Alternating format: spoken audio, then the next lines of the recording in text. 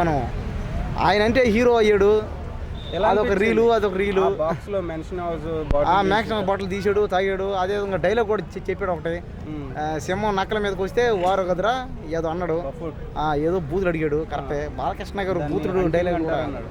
అదే అంటింగ్ అన్నాడు, కంటింగ్ అన్నాడు, అంటాడు, ఏదైనా అంటాడు ఆయన. ఎందుకంటే ఆయన సినిమా హీరో, ఏదైనా అంటాడు. మన జనాలు ఆయన ఏదైనా సరే మనం సైలెంట్గా జనాలు చూడాలి. మనం కూడా కెమెరా వెనక రకరకాలుగా అంటాం, ఆయన కెమెరా ముందు రకరకాలుగా అంటాడు, అంతే తేడా. ఎందుకంటే ఈ రోజులో టెక్నాలజీ డెవలప్మెంట్ అయిపోయింది, పిల్లలు అందరూ మారారు, అంతా బాగానే ఉంది. ఆయన సినిమా తీసేంత మాత్రం ఇక్కడ జరిగేది ఏమి లే, ఏదో సినిమా పోతాం, చూస్తాం, బాగుంటే బాగుంటుంది, లేకపోతే పోతాం. ఎలా అనిపించింది గ్లిమ్స్? సినిమా బాగుంది, సరే 1000 కోట్లు 1,00,000 కోట్లు వస్తుంది, బాగానే ఉంది. బాగుపడినాయి, ఆయనే బాగుపడినాయి, ఆ డైరెక్టరే బాగుపడినాయి. ఆ 1,00,000 కోట్లు వాళ్ళని తీసుకొని మేమే కొంటాం, అందరం టికెట్లు కొంటాం.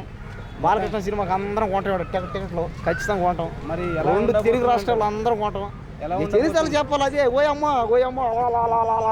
సినిమా అదే, ఓయమ్మ నా గుండెలు ఏమో చచ్చిపోతా, దూకేస్తా, అదో ఆ లారీకి తలక బిడేస్తా.